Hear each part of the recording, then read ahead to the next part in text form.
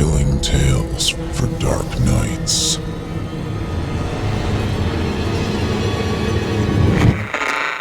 Want to make sure you never miss a Chilling Tales for Dark Nights video again?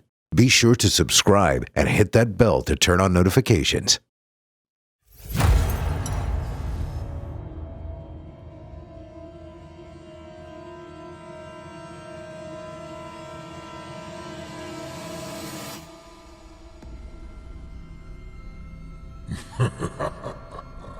Good evening.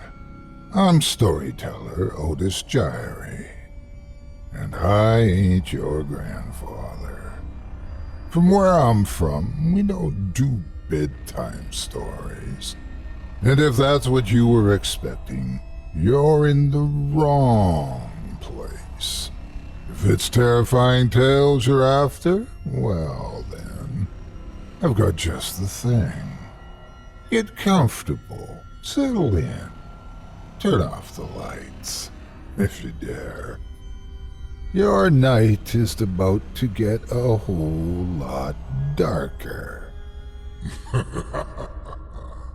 Who needs sleep anyway?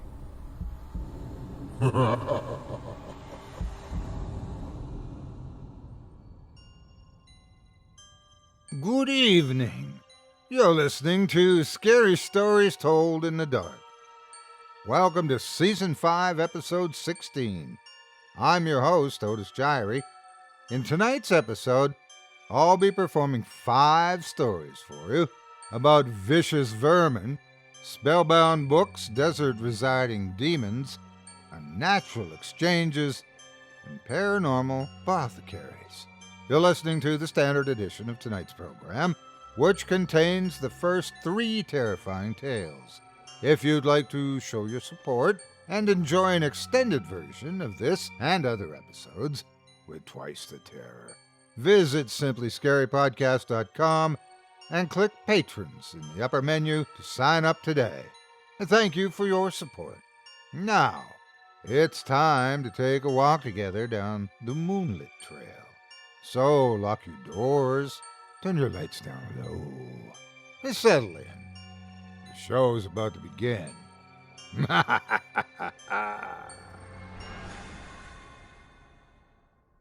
Our first tale tonight comes to us from author Seth Paul. In it, we'll be introduced to a dirty job that somebody's got to do, that of pest control exterminators, and a situation even the professionals aren't prepared for. Without further ado, I present to you a rat problem. I bought an older house with no basement. All I thought at the time was that I would own my own place at long last.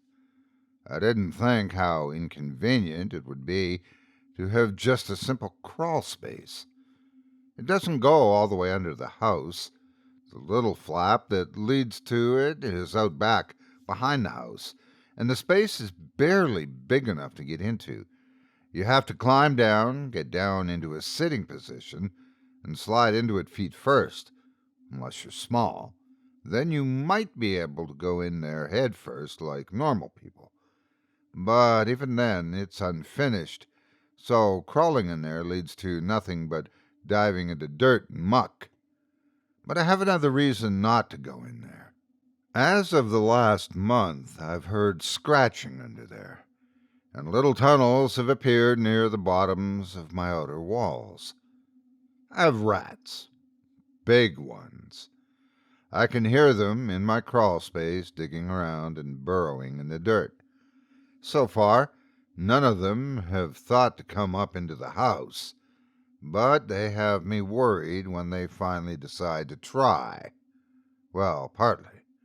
The real reason I worry is because nobody I've hired wants to do a damn thing about it. I called one company to take a look, but all they did was tell me I have a rat problem and proceeded to give me a couple of boxes of poison bait to set up around my yard. I was told to call back when the traps were empty. I'm sure they were empty on the first day, but I didn't call them.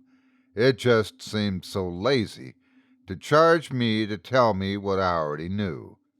Plus, the bait didn't do anything, because I could still hear them scratching around just as much as I ever did. Another company wanted me to install a $1,500 rat wall, which would keep them from burrowing in. I told them the issue was with ones that were already there, not ones coming in. Besides, I had a hole where the rat wall wouldn't reach, next to my driveway, so it wouldn't have stopped the flow of them getting in. I was told prevention was the best defense. I told them I know that now, but it didn't solve the problem. It all came down to every exterminator in the country shaking their head and giving me bait traps or expensive home improvement options. They said rats were tricky and that I should be so lucky to only have what I have down there. People all over were getting them in their houses, too, some more dangerous than mine because of all the road construction. Yep, progress was the reason. The interstate, less than a mile from my house, was being repaved. In order to make a few less potholes to hit, the diggers tore up the landscape so much that potentially millions of rats were disturbed, making their way to quieter places to live. My crawl space just happened to be where Joe and Sally Rat, and probably their 25 kids, had relocated. But bait wasn't going to do it, and neither was a wall I couldn't afford. I needed somebody to get in there and get the things out. Just remove them, cage them, shoot them with a BB gun. Anything to get the noise gone and my shattered nerves under control. I know they're full of disease, but exterminators go in and get everything else. Why not these? I was at wit's end, but I didn't want to give up hope. I was out looking sullenly at one of my traps when my neighbor Joel leaned over the chain-link fence that divided our property to ask what was going on. Rats, Joel. Can't get rid of them. Tried everything.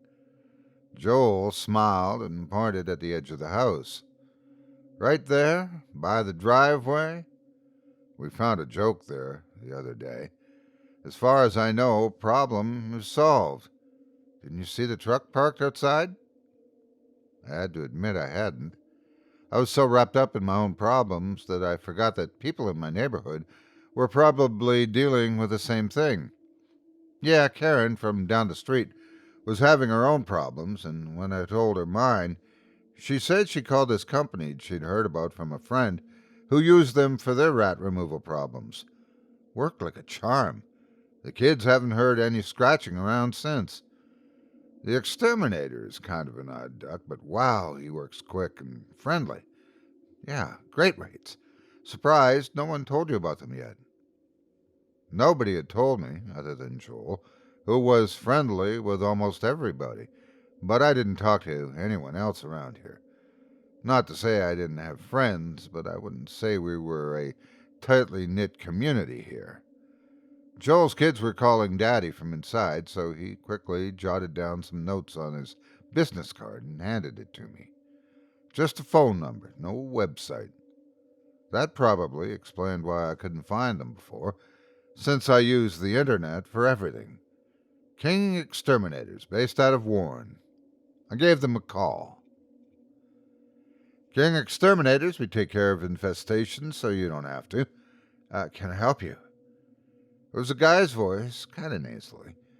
Hi, I was wondering if you could help me. I have a rat issue under my house. Address? I gave it. Have a job ahead of yours, but we'll be there in 2 hours. I smirked, thinking that was how every place operated, but he actually showed up when he said he would. The van was plain gray, with just the words, King Exterminators on the side. The driver's side door opened, and the exterminator got out. He was a tall but wiry guy with a face that just seemed to come to a point at the chin. Even so, he himself seemed kind of saggy. It probably didn't help that his clothes seemed way too baggy and loose for someone who had to crawl in tight spaces. He reached out to shake my hand. "Marlowe, nice to meet you." I took it. It was a friendly shake, tough but agreeable. Was that you I spoke with on the phone? Or, "Yep, my business. I handle everything myself." "Where are they located?" I took him around back and showed him the crawl space entry. He looked at it, nodded, and went back into his van. I heard a clanking sound and thought he was getting out a trap. Well, he did have a trap with him, but that wasn't all. He emerged wearing something that looked like medieval chainmail, but tightly woven and covering him head to toe. Only his eyes and nose were visible, and they were behind a mesh. "What is that thing?" He held up his arms, which jingled a little. "A little thing I whipped up. Separate me from the rest of the extermination crowd. Bite resistant, surprisingly breathable. Only needs a light spraying after I'm done. Still lets me fit most anywhere and doesn't even need repairs." "Does it work?" "On anything smaller than a dog, yeah. Heavy as hell, though. That's the only problem. Now, let me see." He pulled open the crawl space lid and climbed down. He handed me the trap, and I watched him fold himself up like a pretzel as he went down into the hole, the suit of armor bending and flowing with him. I was skeptical, but it really did seem to fit him well. I didn't envy him, going down there, though. I didn't like it even when there wasn't anything living underneath the house. Once he was down, he waved for me to hand him the trap, and then he disappeared under the house. I didn't hear anything for about 5 minutes or so, but then I heard a scuffling sound, and he came back out, dragging the cage behind him, and after a moment of grunting and straining, he climbed out completely.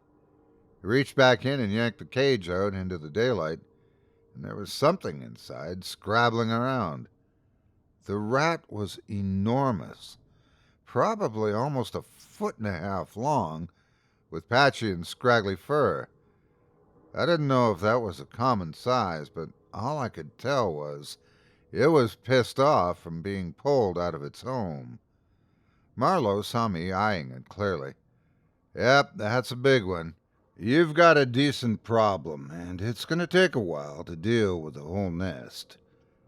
I also need to make sure I do some other exploratory work, including some minor gassing and bobbing. It's best if you leave your home for a few hours. Hang out with friends or family. Anything toxic? Well, not to people normally, but you probably won't like the smell. Plus, the chemicals I use are proprietary. Trade secrets. I prefer to work in the quiet. Not to worry, though. You can lock everything up. I'll just be under the house, and I'll call when I'm done." I asked him an estimate on the cost. When he told me, I told him if he could do all that for that price, and I could finally get a good night's sleep, he could stay the weekend for all I cared. I thanked him and got some things to take with me for the road and drove off.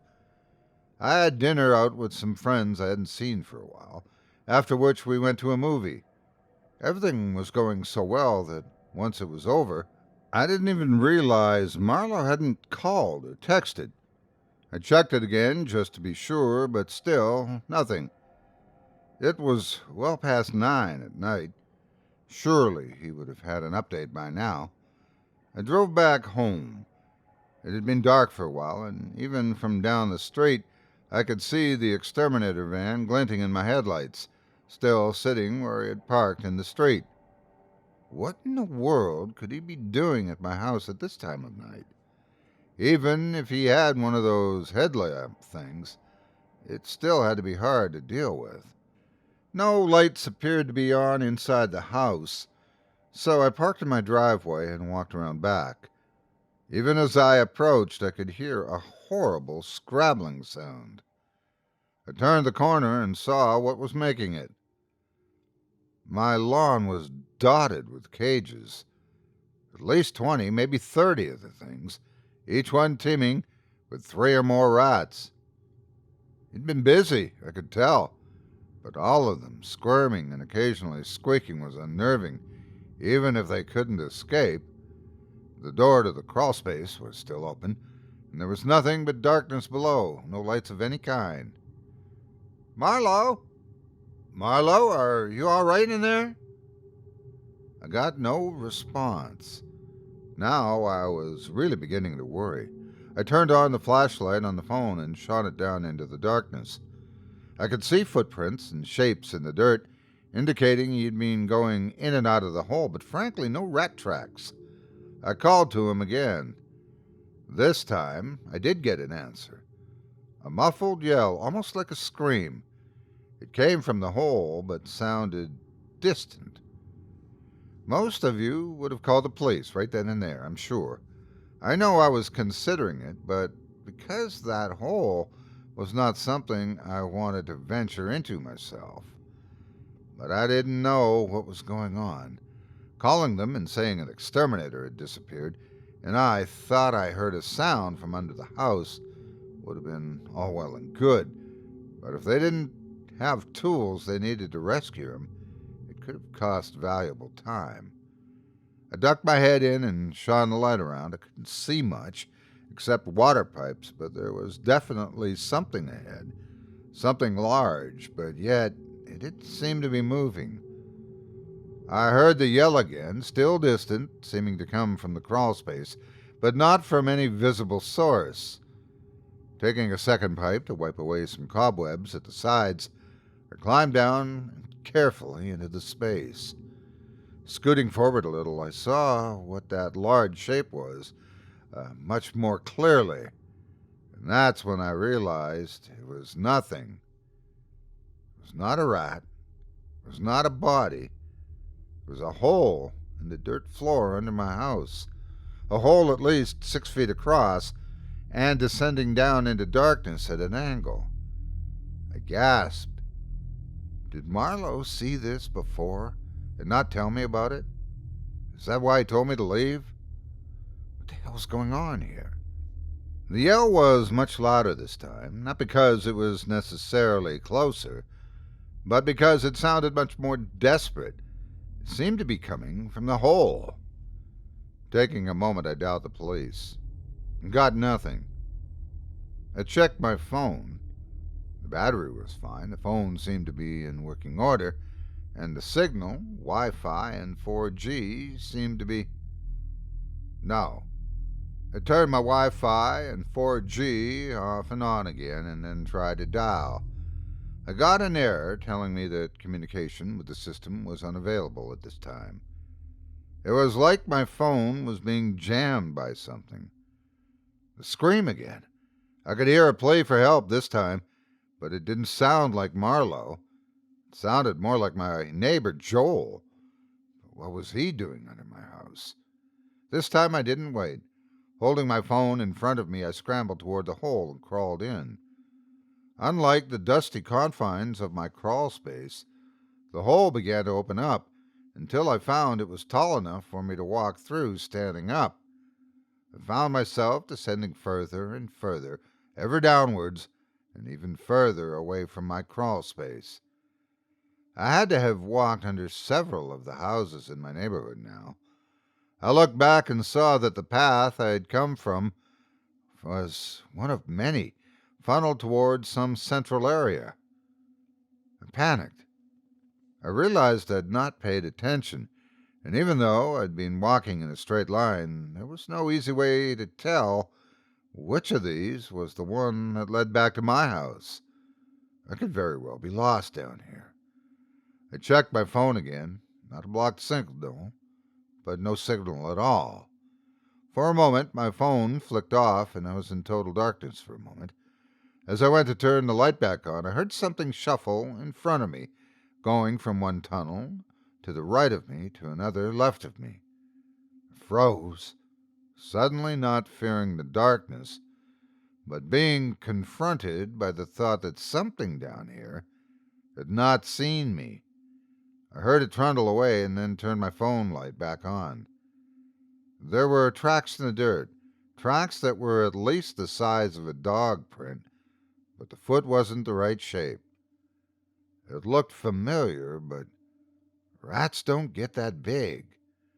I heard Joel again, closer this time.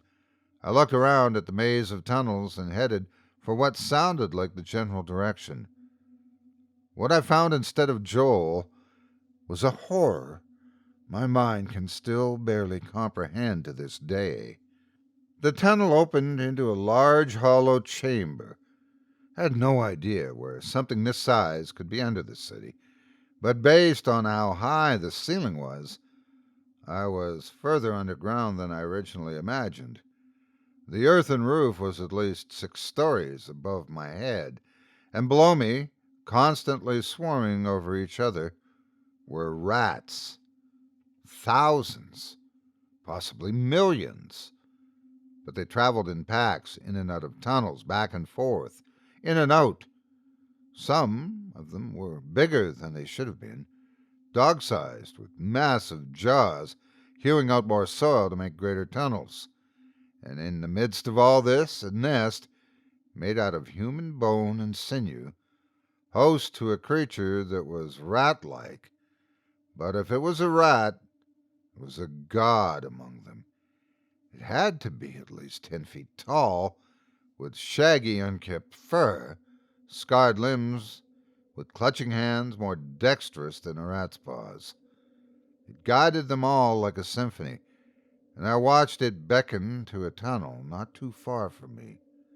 Screams emanated from it, rising to a crescendo as Joel arrived, carried upon a mass of furry, scraggly bodies up to where the king of rats sat.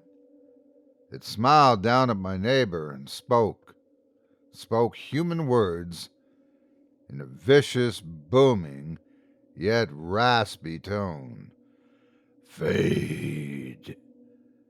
Joel disappeared under the swarm, and soon his screams died away. I began to see bone picked clean emerging from the twisting forms. Then the king of rats turned its eyes to me.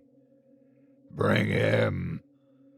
I saw a swarm turn towards me, running towards my feet, and I knew the fate that awaited me. Then a burst of flame came from behind me, and the rats, ablaze, scattered to one side.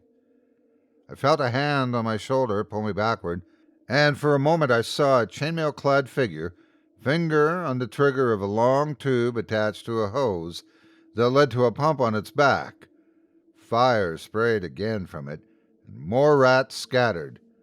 The king of rats howled in anger, but I saw a little more as the figure threw something like a blanket at me. It was heavy and thick, but unlike the suit, it seemed to be more like a blanket. I told you I'd call when I was done. Marlowe pushed me backwards, and I landed, with the chainmail blanket on top of me, onto what seemed like a platform with wheels. After a few more bursts of fire, Marlowe ran past me and pulled on something which yanked the platform underneath me out of that chamber. I couldn't see it all through the material, but I could feel hundreds of little bodies climbing over me, unable to bite me through the thick loops. I heard the flamethrower fire a few more times, once at something large and grunting, until at last the platform stopped. We can't both fit in through here. You get out. I have to take care of this. Close the trapdoor behind yourself. I felt a warm jet of heat pass over me, and the blanket cleared of creatures. I threw off the blanket in time to see Marlowe descend back into the darkness, and dozens of torched rats surrounding me. I was right near the tunnel, which would take me back to my house. I came out, and as Marlowe directed, I slammed the trapdoor shut. I waited minutes, maybe half an hour. Then I heard a distant rumble. The ground shook underneath my feet and knocked me over. When everything finished shaking, I stood, and the only sounds around me the frightened squeaking of the rats in the cages. I checked my phone. Whatever was jamming my phone was gone now. I called the police. Mine was the first place investigated, but others soon followed. Other houses, like Joel's and mine, had holes underneath them, holes that led to other tunnels and to other houses. In just 2 days, hundreds of people were found to be missing. Whatever had happened, it had been quick and merciless, they said. But even though the tunnels all led to basements, crawl spaces, parking garages, and other places, the central chamber that I saw was never found. Only collapsed dirt remained at the center of the area. I've not heard from Marlowe. I hope somehow he made it out, but I don't think so. I don't know how long he had been looking for this monster, and whether he sacrificed himself to destroy it, but I know that the explosion that caused the cave-in had to be him. I've had my house for sale for some time now, but nobody wants to buy it. Nobody wants to live in a ghost town where hundreds perished mysteriously. Even Joel's house is empty now, as his kids now live with their mother across the state. I think I may be the only one on my block to survive the incident, in which case maybe I'm supposed to remain. Keep an eye on things, make sure it never happens again. Until that day, though, I've draped the chainmail blanket over my crawlspace entrance. But I know it's only a placebo. After all, Marlowe said it only works on anything smaller than a dog.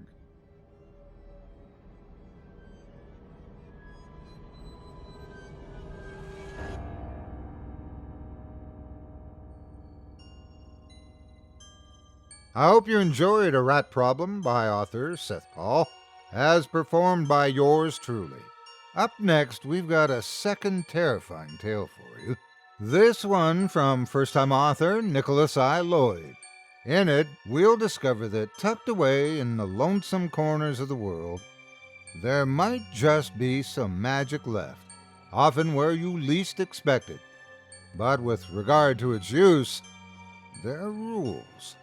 And when rules get broken, well, you'll soon find out enough. Without further ado, I present to you Childhood Memories. I opened the back door to my house without bothering to put shoes on and walked toward the line of trees that stood at the entrance of the forest. It was summer, and the warm breeze carried it with the smell of nature, thick and fresh. Various birds tweeted and chirped along the treetops, providing an ambient melody. The sun had only just started to rise as I made my way in and down a well-trodden path I had taken many times before. Shortly I made it to my destination, a small clearing in the woods whose only steadfast inhabitant was an old, rusted-out truck that was filled with books.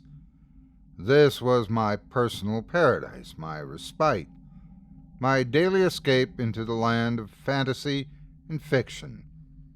I'm not sure when I first found the clearing, but every summer since I could remember, I'd come here on a daily basis to find a new book to read while I laid in the open grassy field, surrounded by trees and various wildlife.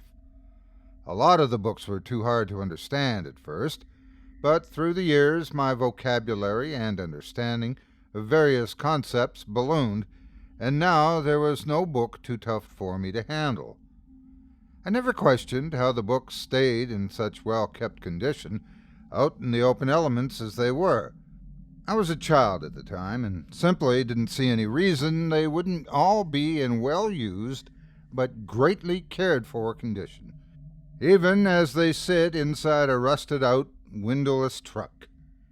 I never questioned how there seemed to always be a new book to read, even though I had read through countless. Every time I peered inside that ancient truck, there was always a new tome to replace the one I had just finished. I never even had to sift through the large piles that encompassed the inside. The next book would always be right there on top of it all, as if the books somehow sorted themselves out in the order I was to read them. In my mind, this place was magical, and it was only natural that such a thing would occur. I never questioned the noises I heard from outside the clearing. The rustling of tree branches and bushes, the crackling of leaves, and the sound of animals calling in the distance were all natural in this serene environment I spent my time in. The day went on as I laid back and relaxed while reading several books. As I picked up the next to read, though, I noticed that the sun started to set, and I quickly debated if I had time to read the thin book I picked up. But in the end, I decided I didn't want to risk my parents being upset if I stayed out past dusk. I had never taken a book outside of the clearing up until this point, but determined I could read this one as I fell asleep that night, and bring it back in the morning to exchange for another. Having made up my mind on the matter, I started back through the forest and toward my house. However, as I exited the clearing, I noticed a very palpable change in the atmosphere around me. No longer could I hear the birds chirping from above, nor could I see or hear any of the familiar wildlife that often accompanied me through my stay in the forest. It was unsettling, and I found myself picking up my pace. It felt like someone was watching me the whole way home, but I made it there with no further incident. As I walked inside, the smell of a delicious home-cooked southern meal floated through the air, and only then did I realize how hungry I was. Luckily, I had made it back just as dinner was ready, and sat down and enjoyed a hot meal before retiring to my bed with the book. I started to read it, but the combination of the long day and a full stomach soon had me drifting off into the realm of dreams. That night, I dreamed of the clearing, only it wasn't how I normally remembered it. There was a disturbing lack of sound, and the cool night air sent a shiver through my body. The full moon loomed overhead, illuminating the clearing, but, unable to penetrate the treetops, left the forest masked in a looming darkness which started to make me feel claustrophobic. I realized I felt as if I was being watched, and started to look around more closely. That's when I saw it. Someone was sitting in the old truck glaring at me. I couldn't make out any details, as the figure was shrouded in darkness, and the only defining features I could see were strong, hateful eyes, white with cataracts, hidden in the shadow of a dark hood.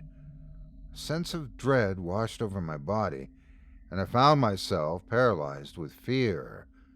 The silence was broken by a faint whispering coming from the hooded figure. At first, a whisper too soft to make out, but steadily it rose in volume until the figure was screaming, "Return it! Return it! Return it now!" Over and over the figure shouted until I woke up screaming and covered in sweat. My parents hurriedly entered the room and tried their best to calm me down, saying it was just a bad nightmare and that I had nothing to fear. But I could see it. I could see the figure outside, peering in through the window with those blank cataract eyes, glaring scornfully at me, and I knew what I had to do. I convinced my parents that I was all right and going back to sleep. But as soon as they returned to their rooms, I made my way outside, book in hand, and started toward the forest. At first I walked, but soon I heard footsteps behind me and could feel an icy cold breath on my neck. This launched me into a panicked run through the dark forest. I dared not turn around as I made my way down the path in the blinding darkness of the woods, more from memory than from sight. The ragged breathing gave way to hysterical cries of, "Return it!" as I was pursued. I tripped and fell as I finally made it into the clearing. I was certain I was about to be killed gruesomely by whatever was chasing me, but as I rolled around in preparation for the horrors to come, I realized I was alone. The hooded figure was still there, but just stood outside the clearing as if unable to enter. I was frozen. Looking into the contemptuous eyes of the shadowy wraith, standing just a few feet away from me, I soon realized there were dozens of eyes staring back at me from the surrounding woods. Hurriedly I got up and returned the book to the old truck. When I turned back around, I noticed there were no longer dozens of eyes. glaring at me from the forest. Not only that, but the familiar sounds of nature had resumed. A cool calm washed over me. Even though the familiarity of the forest had returned, I was still terrified to leave the clearing. It had protected me from those things. So, due to fear and exhaustion, I soon fell into a dreamless sleep. I awoke the next day to find everything was normal, except the truck was gone. I never went back to that clearing in the woods. Over time, I forgot everything that had happened. My memories of that place, the old rusted truck, and the protectors of the books within were suppressed. I grew up, lived a normal life, went to work as a welder, and grew into myself. The year I turned 33, both my parents passed away and left me their home. A few years went by without incident, and I found myself growing quite comfortable in my childhood abode. One day, on a whim, I went for a walk in the woods behind my house. I noticed a well-worn path leading through the trees and decided to follow it. As I walked down the path, memories began flooding back, and I was all too curious if the old truck and clearing were still there. I fought back my last memory of the place, asserting to myself it was all a horrible nightmare and that none of it actually took place. This was only strengthened in my mind when I saw that old familiar truck sitting in the clearing from years past. As I peered inside, I noticed all the books were still there, all still in great condition. This finally struck me as odd, but what really got my attention were the books themselves. Each book was bound in leather that looked like aged, wrinkly skin.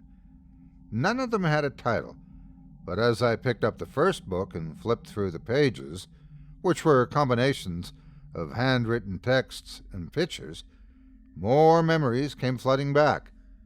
The instructions in the book, outlining various rituals and dark magic, all as vivid and as fresh in my mind as the day I first read them. The blood drained from my face as I realized I could no longer hear the ambient noise of the nature in the forest. The only thing I could hear were loud footsteps approaching me slowly from behind. I felt an icy breath on my back of my neck, accompanied by the raspy, strained words, "So, you've returned."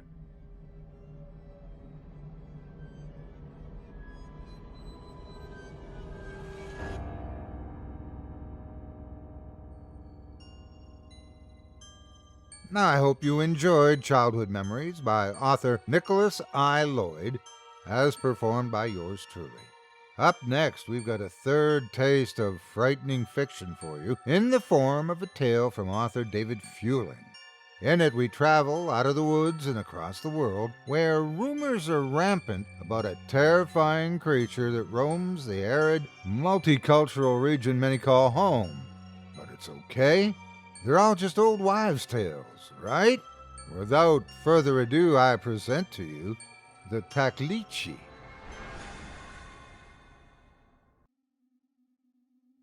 The Original Sin. We were just open-minded kids. We wanted to see as much of the world as possible. God forgave us. We didn't mean to deceive anyone. We didn't mean to give the creature a whiff of our scent, but we did. I'm sure now that we played a role in what happened. God forgive us. Lucy and I first met in Tanzania. We were both in the Peace Corps. We learned some basic things about Islam in Dar es Salaam. We had heard about the Hajj, and we wanted to see Mecca. Lucy and I didn't think we were lying. Not exactly. We told Daoud we were new converts. We justified it to ourselves. We might be serious about becoming Muslims. That's what we told ourselves. But the creature can smell what's ingenuine. You can lie to yourself, but you can never lie to the Taklitçi. It was 1998. Our plan was to travel by bus along the coast of Yemen until we reached Saudi Arabia. Daoud was an old Peace Corps contact, and it was through his older brother Jal's local travel agency that we organized our trip toward the Holy City. Daoud, Jal, Lucy, and I were joined by 8 additional strangers who were also traveling for the Hajj. There were 2 married couples and 4 single men that were traveling alone. Our trip would consist of 3 days across Yemen, followed by a final day of travel through Saudi Arabia. "You must stick together like glue," Daoud warned me and Lucy as we loaded onto our bus for our first day of travel, "especially after we cross the border out of Yemen. Like glue." He made a gesture with 2 fingers, motioning as though they were tightly attached to each other. "If anyone asks, you should say that you are married or siblings." We laughed at first, but stopped when we realized that Jal was upset by our conversation. He scowled and reprimanded his brother in Arabic. The elder brother then switched to English and told us sternly, "No lies, no counterfeits or tricks, not here, no matter what." Jal's lips quivered with the intensity of what he had just said, but Daoud only laughed. "He's superstitious," Daoud explained. "It's said that this is where the Taklitçi lives." "Like a magpie hoards baubles," Jal hissed. "The Taklitçi covets untruth," Daoud quickly answered. "More than 10 different languages will be spoken aboard our bus during the next 3 days," he reminded his brother. Daoud smiled playfully at Jal and gestured at the eclectic group of strangers who had already boarded. "How many languages does the Taklitçi speak?"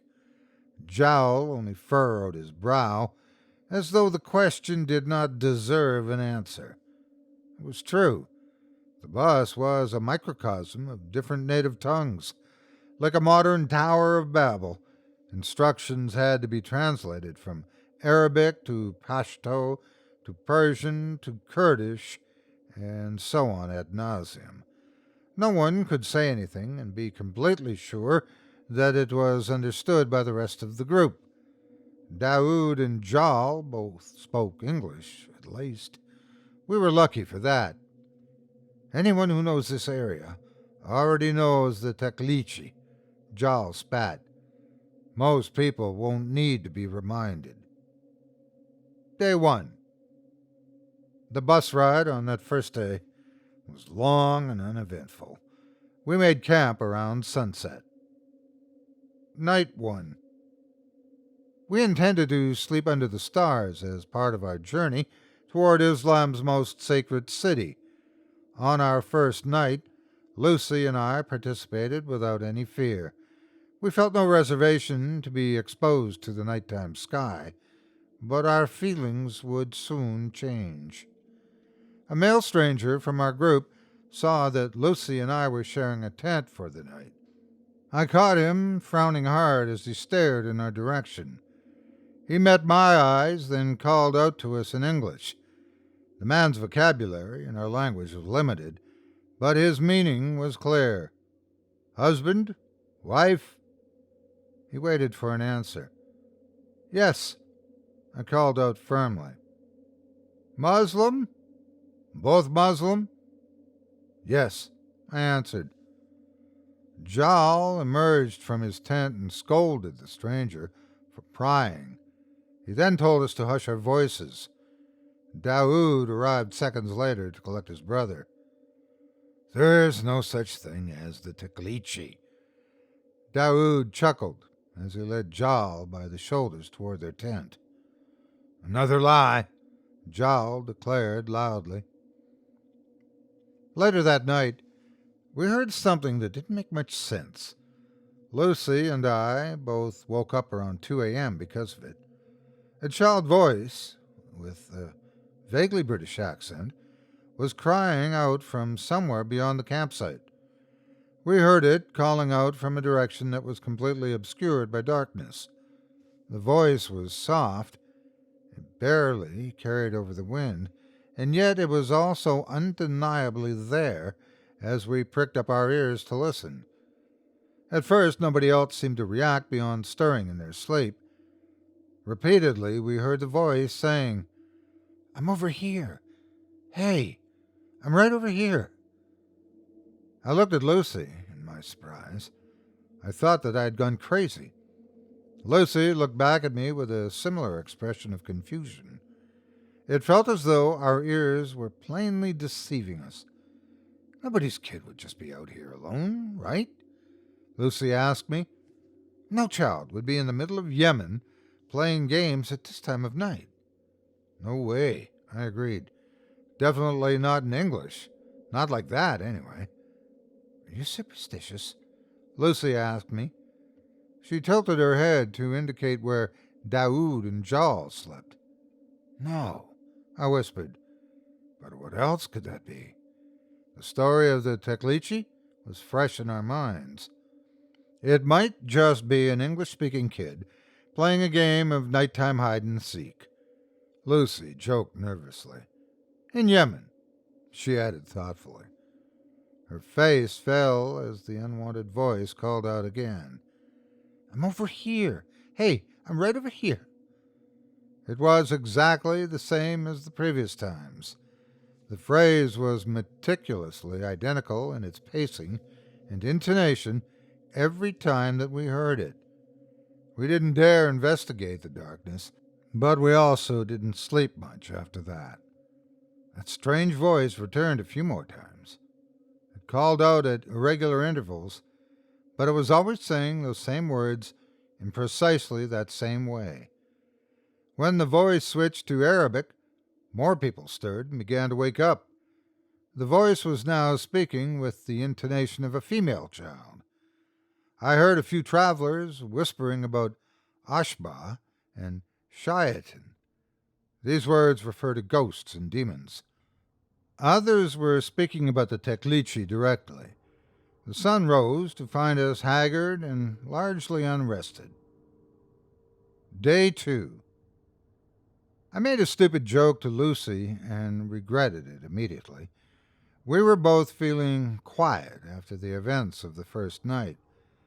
Maybe I just wanted to break the uncomfortable silence. Not exactly sure. Whatever my original motivation was, the sleep-addled state of my brain made the sentence clumsy. At least it's a little fun to pretend that we're a married couple. I ventured to Lucy. Why the hell did I say it? The urge to take my words back struck me like a slap in the face. I could feel immediately that I had made my friend uncomfortable. I don't like those jokes, she confirmed. I felt a second wave of embarrassment flood over me. Sorry, I told her. I know, I forgot. And it's not personal, she reminded me quietly. I know it's not, I answered. There's just someone else who's better for you. I felt a twinge of self-pity, followed by a deeper pang of self-loathing. I felt ashamed for being so attached to a friend who did not feel the same about me. That's right, Lucy told me. There's just someone else. Daoud started making calls around midday while Jal was driving. I couldn't tell exactly what was happening, but I felt confident that he was making new accommodations for our second night of travel. It was clear that nobody felt entirely safe sleeping outside after the odd voices we all heard last night.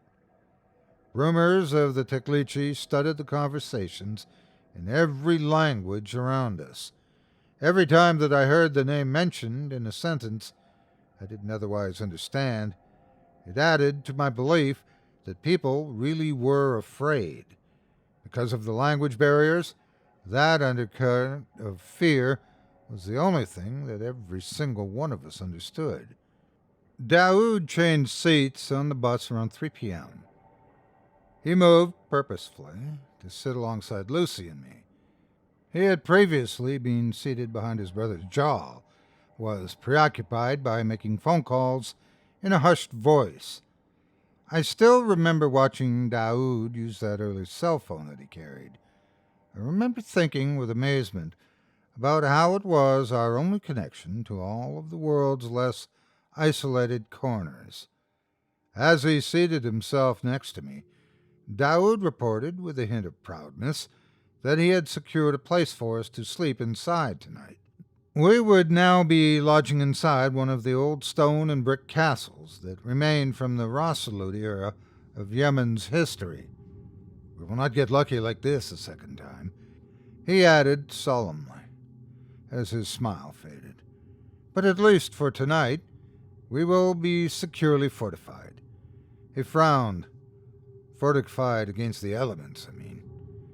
He added this last phrase hurriedly. I suspected he was in a rush to dissuade us from mentioning the Taklitçi. From the elements, I repeated. This drew Daoud's smile back to the surface. I had to tell quite a story to the owner. Daoud laughed. It was difficult to reserve the space with only a few hours' notice. Giles says we shouldn't tell stories, Lucy murmured flatly and averted her eyes. I saw that the comment bothered Daoud. I shouldn't have said that, he admitted. And please don't tell my brother. We arrived at the castle as the sun was setting. There was a main room on the second floor that served as a foyer for the private quarters, and that's where we set up camp for the night. We chose the spot because we could all comfortably share the space without getting separated from each other. Nobody seemed to mind the lack of privacy. I think that for the most of us, it was reassuring to know that we were all keeping eyes on each other. Night 2. Lucy woke me up at 4:10 a.m. She woke up a few people, actually. She was crying so hard that she couldn't suppress the sound of it. I've seen Lucy get hurt before, and she almost never actually cries. In the Peace Corps, she used to shake off injuries like they were nothing. Even when she was bleeding, she never panicked or got upset. Lucy was generally fearless, but tonight she was clearly scared out of her mind. You're safe, I told my friend. I didn't necessarily know whether it was true, and realized that I might have just told another small but dangerous lie. I continued as though confident in what I said, because there was no point in frightening Lucy any further. We're okay now, we're safe. Just tell me what happened. It took Lucy a few minutes to calm herself, but she told me the story as soon as she felt able to speak. Lucy said that she woke up around 3:45. She felt sure that she couldn't go back to sleep. She thought about going downstairs for some air, but then thought better of it. Lucy realized that she didn't want to risk going anywhere alone. She was pacing around the upper floor of the castle when she heard a man's voice cry out in pain from somewhere downstairs. She went to the staircase to investigate and stood at the top of the landing to peer down into the darkness of the first floor. Immediately she saw the source of the vocalization. Crumpled at the bottom of the stairs, it looked as though a man had taken a nasty spill.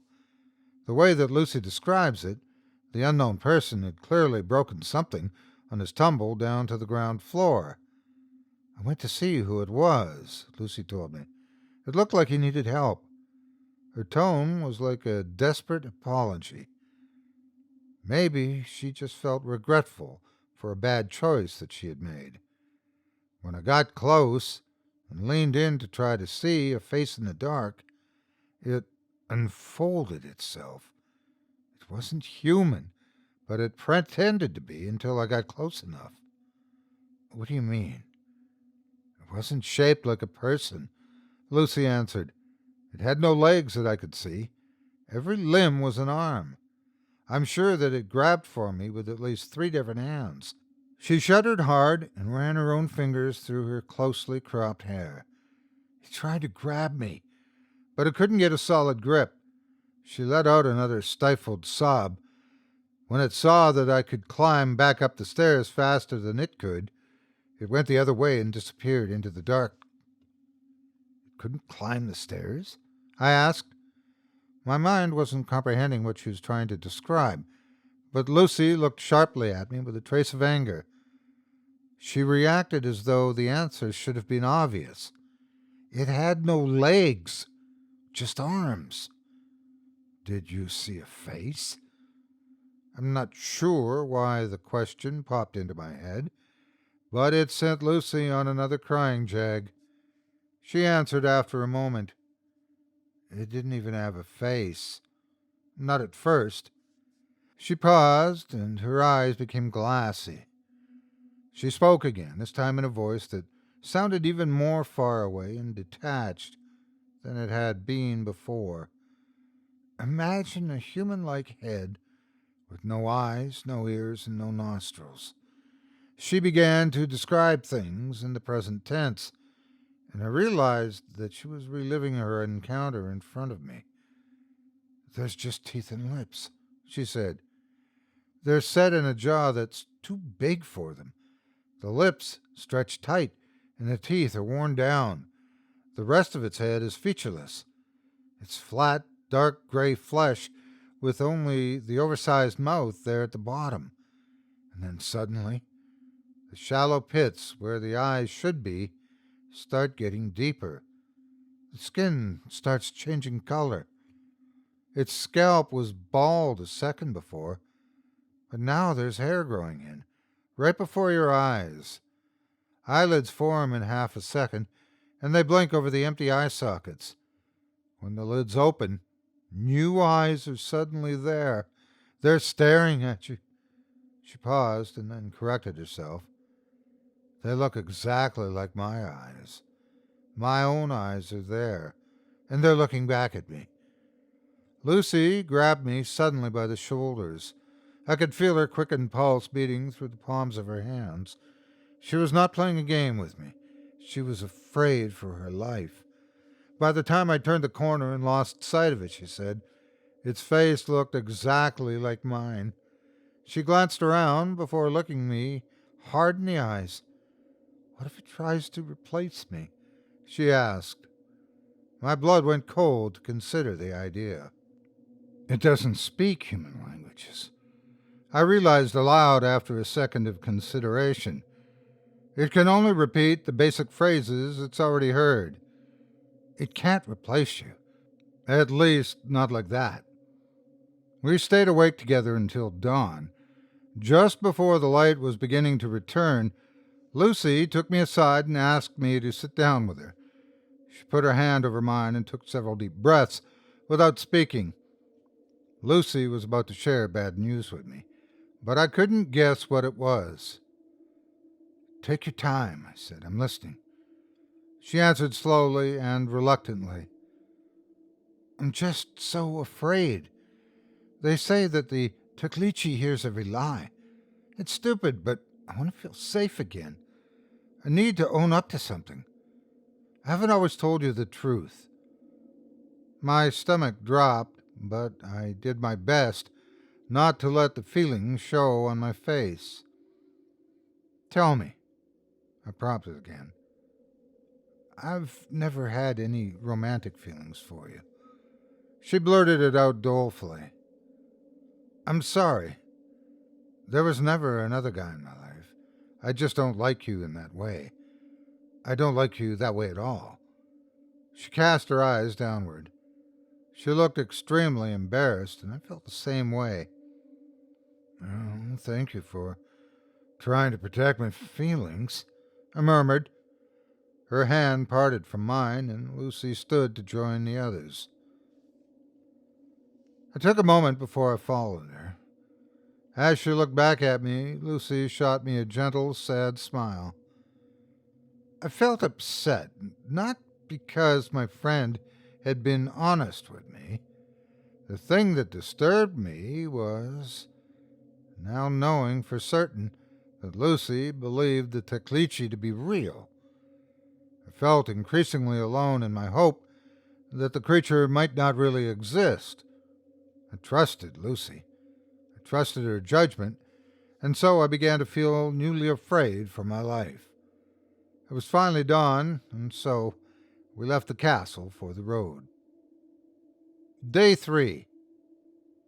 We were driving through the heat of the Yemeni midday, blasting our radio and AC as we went. We were trying to forget the events of the previous night. Lucy and I were playing our third game of 20 questions when we felt the abrupt jolt of our vehicle suddenly slamming on its brakes. The bus began sliding to a rough halt on a dirt road. In front of us was a woman. She was standing in the middle of the road, and her form was covered almost entirely by the traditional abaya and bushia. Jal sat silently at the wheel and struck violently at Daoud's hand when his brother reached for the lever that would open the door. "That is the Taklitçi," Jal insisted. I felt newly afraid when Daoud did not smile or laugh. The brothers discussed something briefly in Arabic, and then Jal shifted into drive as Daoud returned to his seat. I remember shouting in protest, but Lucy didn't move a muscle. She sat there, convinced enough of the Taklitçi to watch a woman get run down by our bus. It seemed that she could now abide anything, so long as it meant staying safe from the shapeshifter that pursued us. Everyone except Jal, Daoud, and Lucy screamed when the bus struck the woman. I remember bouncing in my seat as the front wheels and then back wheels pushed their way over her body. Some people started crying. Others were shaking their heads in horror and disgust. I was personally speechless and felt that I had witnessed something impossible and unreal. It was only when the mangled body rose up again that the rest of us realized what Lucy, Daoud, and Jal already knew. It had been the Taklitçi all along. Although the creature still wore its latest disguise, it no longer pretended to be human. To those of us on the bus, it appeared as though the partially flattened woman was now lifting herself into a full backbend. The Taklitçi began running on all fours. I remember thinking that it moved like an unholy, inverted sort of hound. As the Taklitçi ran, the head of its human disguise dangled limply in its new upside-down position. It looked as though the woman's neck was broken. The creature kept pace with our vehicle, and the veil covering much of the disguise face fell away. I wish I hadn't looked back at the shapeshifter while Jal sped us away from it. I'll never forget that bloody mouth hanging open, nor the way those terribly human eyes stared straight ahead. Still bent over backward, the thing galloped in a way the human form would absolutely not allow. Jal gunned the engine and slowly but surely outpaced the loping form of the woman with the sneering upside-down face. Twice as we were losing it, the Taklitçi let out a bellowing noise that I recognized. It was the same English phrase that we had already heard before. "I'm over here! Hey, I'm over here!" This time the words were pronounced in a kind of slurring roar. The sound was harsher and more inhuman than it had ever been before.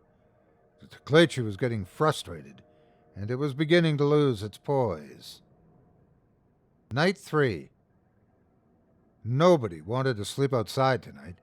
We could sense it from the chatter around us. But then again, we didn't exactly feel safe on the bus either. There would be no more castles between here and the holy cities.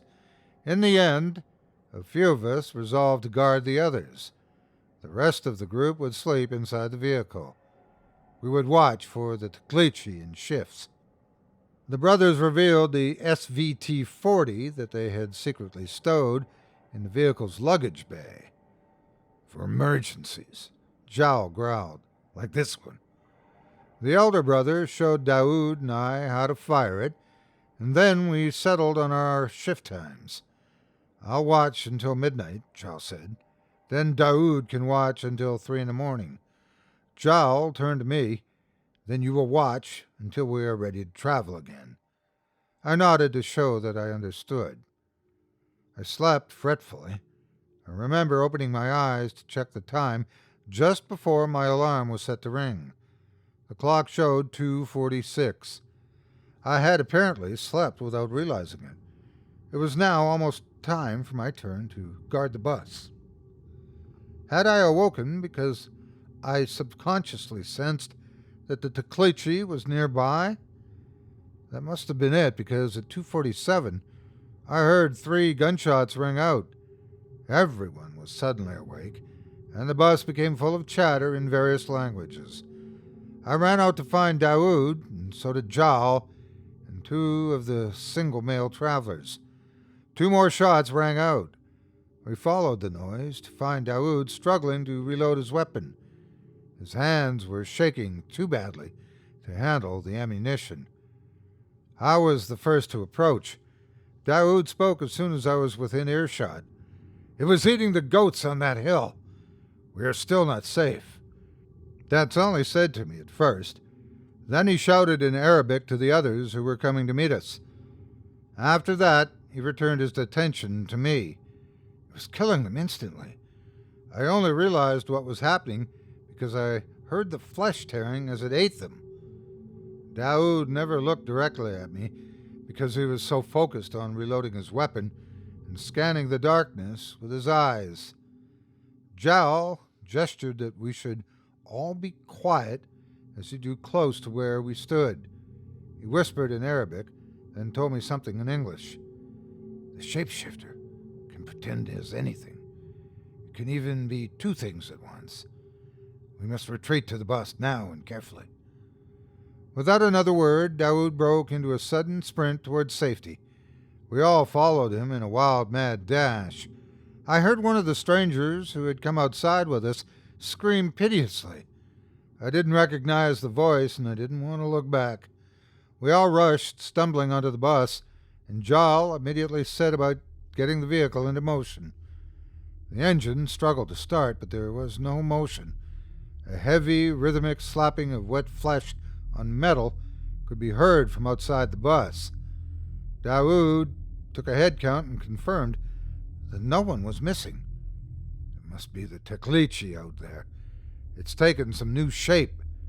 Jaw was still working frantically at the bus's controls to get us into motion. Lucy turned her flashlight on and pointed its beam out the back window to illuminate the source of the sounds. We saw it staring in at us through the scratch-clouded plexiglass of the rear windshield. The Taklitçi had indeed changed forms again. At first it wore the same face that Lucy had described previously. There were no features except for nub-like teeth and a pair of wide, overly thin lips on an otherwise featureless skull. It was physically unlike anything that I'd ever seen before. I understood now why Lucy had struggled to describe its body. It hammered at the back of the bus with 3 cudgel-like arms that my brain initially failed to recognize. I struggled to identify what I was seeing. It was only after a few seconds that I finally realized what I was looking at. A shock of repulsion flowed through me. At the end of each of the Taklitçi's 3 arms was something familiar to me, but it was too strange to immediately recognize. A sheep's blood-soaked head was adorning each limb. They were the animals that Taklitçi had slaughtered to disturb us. A severed head was sitting atop each of the Taklitçi's 3 hammer-like upper extremities. Where a hand or claw might instead usually be, there was now a lifeless sheep's head connected to the flesh at each deformed wrist. Each of the 3 heads had a horrible, lolling tongue that hung out of its mouth. The animal's eyes all stared blankly open, heedless of how hard the Taklitçi was smashing their faces against the exterior of the bus. Slowly, the Taklitçi's real face began to change, right in front of our eyes. That featureless skull, with only lips and teeth, melted away once again. I don't know if I'll ever be able to describe it in a way that does the transformation justice. I can only describe the depths of my repulsed amazement to be witnessing it. Lidless eyes erupted from beneath the surface of the flesh. First one, then a second, and then a third, and so on. The pupils coalesced last, judging by the long horizontal bars that the blackness formed within those yellow-gray irises. I'd wager that the Taklitçi meant to imitate a sheep's eyes. Soon there were 6 uncanny alien eyes gazing dimly in our direction. Once they were fully formed, they began to scan about inside with their new eye sockets. After a moment of searching, they focused on Lucy and me. The Taklitçi's face began to transform again. Rapidly, it took on the features of Lucy's face. It began to slam this new familiar visage hard against the bus's back window. With each new blow, the creature acted out a fantasy murder against my friend. We were soon looking at a badly mangled impression of Lucy's face. In my dreams, I can still see that terrible imitation of my friend's brutalized features. It was a sight I never want to witness again. The Taklitçi's impression of Lucy was bleeding and broken in a way that made it clear it could never be made to look healthy again. It was an obvious threat to us all. The real Lucy, our Lucy, clicked her flashlight off. She didn't want to see any more, and I don't blame her for that. The bus rode to life with a few enthusiastic cheers from our group. With Jal and Daoud at the helm, we sped off into the darkness. We hurried along the unlit roads until we could no longer hear the Taklitçi screaming. It cried out after us in its anger. Its wavering cry was like a lamb's fearful bleating. It could only express things that it had already heard, and so it called after us with the sounds of the animals that it had most recently destroyed. Mecca and Medina. We passed through the Saudi border without incident. Ahead of us, there was now just a final few hours of driving until we reached the holy cities. Honestly, I'm not sure how most of us felt in terms of safety. We had arrived in one piece, but the Taklitçi might still be following us. There was no way to be sure.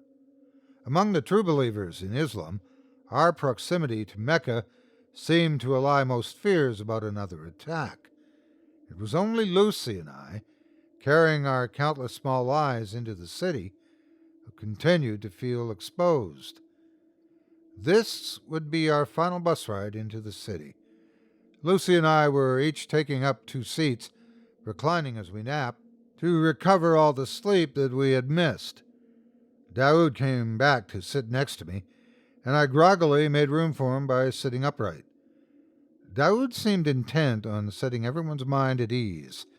He had moved to sit next to several of our group's travelers this morning. The younger brother was now moving to check on Lucy and me.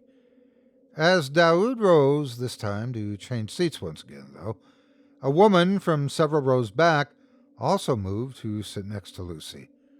The woman waited patiently while Lucy moved to make room for her. The man, with whom the woman had previously been sitting, glanced up and then simply shrugged. Nobody really noticed the shuffling of seats as an irregular thing. We all often moved to take turns stretching our legs in the aisle. I was making small talk with Daoud to assure him that I was no longer feeling afraid when it happened.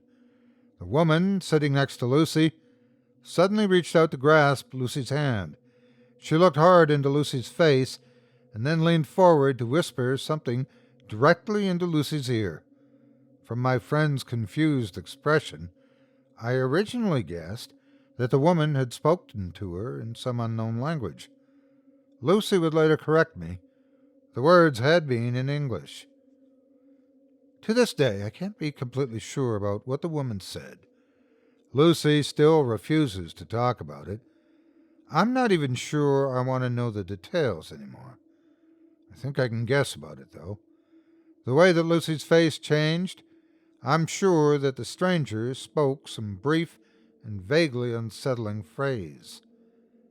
Did I imagine catching a fragment of the words?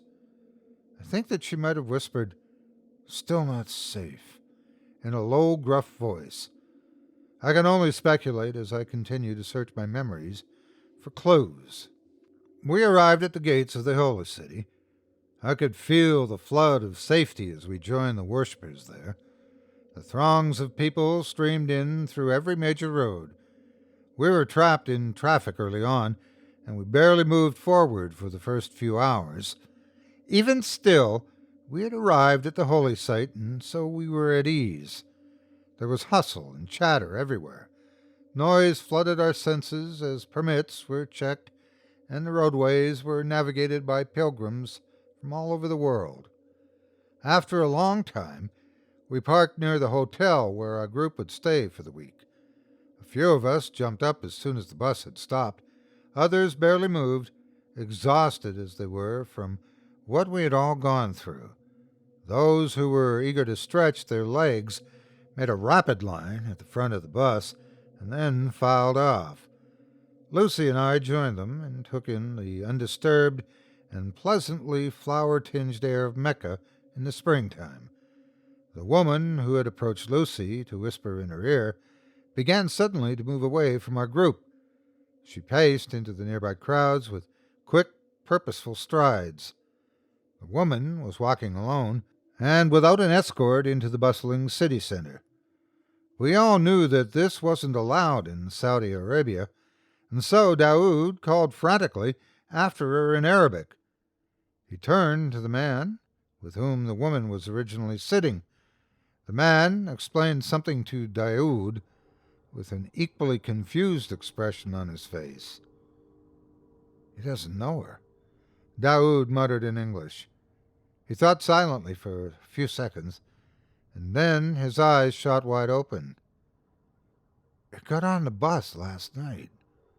Daoud looked as though he might faint, and leaned to steady himself against the side of the vehicle. "It can be two things at once." He began shouting in Arabic, and pointing in the direction that the veiled woman had walked away. It was no use. By now she was already completely lost in the crowds. "What is he talking about?" Lucy asked me with a frightened tremor in her voice. "We did a head count. We've always had 12 people." "Last night," I answered slowly, "when Daoud, Jal, and I were running back to the bus, there were 2 other travelers out there with us. They were 2 of the men who were traveling alone." The realization made me sick to my stomach. We heard a scream while we were running, but then we counted 12 people. We didn't ask questions. Jal just started driving to get us out of there. It killed someone last night, and it took that person's place on the bus. "But I saw the Taklitçi outside the bus last night," Lucy insisted. "We all did. It was chasing us when we drove away." "It can be 2 things at once," I reminded her. "By chasing us, it got us to drive away with another part of itself already on board. We were scared, so we didn't check carefully. We just focused on getting away.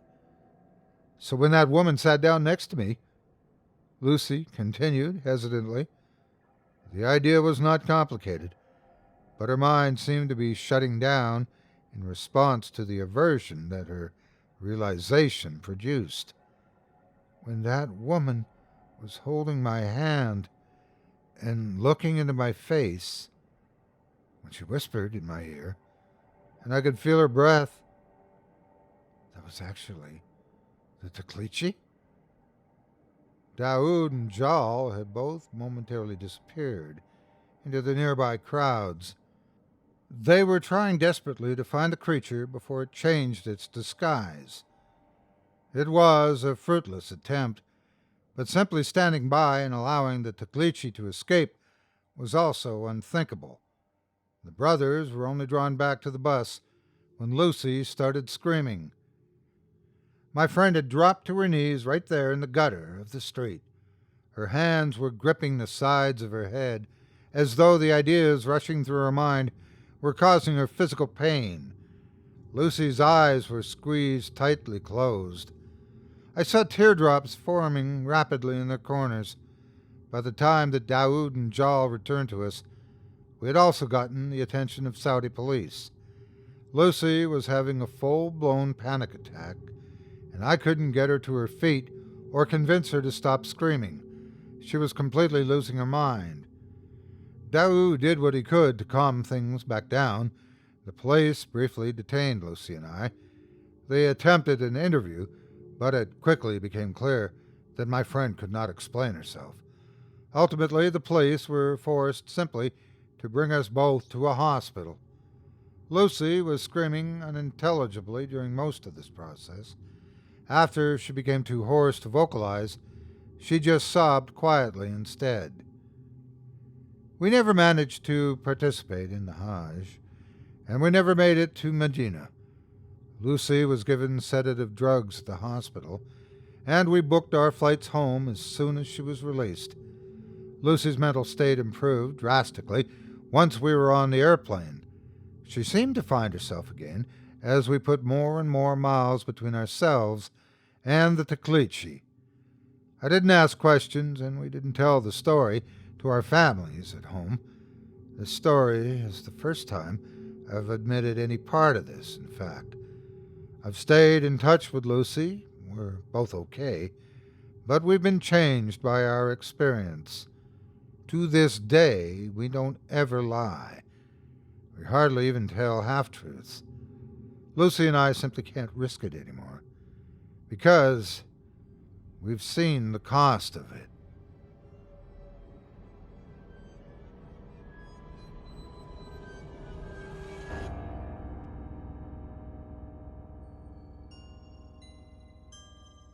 I hope you enjoyed The Taklitçi by author David Feuling, as performed by yours truly. I'd like to personally thank you for joining me for this episode of Scary Stories Told in the Dark. If you enjoyed what you've heard, please take a moment to stop by our iTunes page or wherever else you listen to your favorite podcasts and leave us a 5-star review and a kind word. It makes a huge difference and would mean a lot to us. If you'd like to hear a premium extended edition of tonight's and all of our other episodes featuring Twice the Terror, visit simplyscarypodcast.com today and click the Patrons link in the menu at the top of the screen.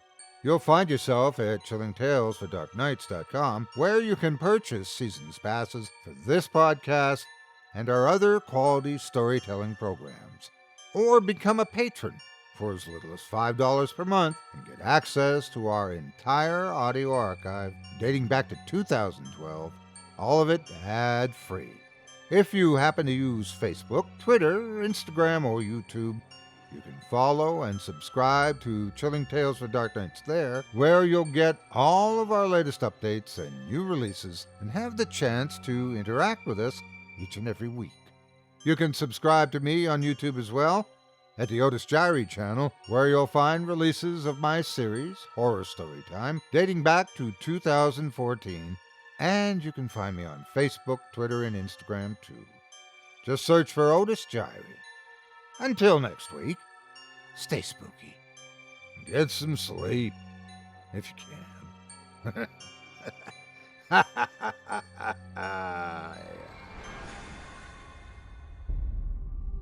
Thanks for listening. You've been listening to Scary Stories Told in the Dark, a production of Chilling Entertainment and the creative team at Chilling Tales for Dark Nights, and a proud member of the Simply Scary Podcasts network. Visit simplyscarypodcast.com today to learn more about our network and our other amazing storytelling programs. Tonight's program was hosted, and its featured stories performed by yours truly, Otis Jiry. Selected stories have been adapted with the kind permission of their respective authors. Original music provided by Luke Hodgkinson and Jesse Cornett. Sound design and final mixing and mastering provided by executive producer and director Craig Groshek. Program's artwork and logo by David Romero. If you're looking for some fresh tales on a daily basis while waiting for the next podcast, check out my YouTube channel, the Otis Jiry channel, and my extensive collection of narrated tales there. Simply search on YouTube by my name and you'll find me. And don't forget to subscribe and press the bell notification icon to get my latest releases. Got a scary tale of your own that you'd like performed? I take submissions. Email it to me today at otis@simplyscarypodcast.com to have your terrifying tome considered for production in a future episode of this show. That's otis@simplyscarypodcast.com. If you've enjoyed what you heard on tonight's program and are joining us on your favorite podcast app, subscribe to us to be sure you never miss an episode, and leave a 5-star review and a comment. Your feedback means a lot to me. You can also follow Chilling Tales for Dark Nights and yours truly on Facebook to connect anytime and get the latest updates on this and other programs and my channel. If you're listening on the Chilling Tales for Dark Nights YouTube channel, do us a favor and hit the subscribe button and the bell notification icon for ctfdn as well to get more spooky tales from me and the crew and another episode of this program each and every Wednesday. And don't forget to hit that thumbs up button to tell us how we're doing and leave a kind word or a request. And don't forget to visit us at chillingtalesfordarknights.com and consider supporting the team by becoming a patron. In addition to helping us out, you'll get exclusive access to our audio archive and ad-free downloads of all your favorite stories, including those you've heard on this program. As for me, I'll be back next Wednesday with more terrifying tales to keep you up all night. But that's all right. Who needs sleep anyway?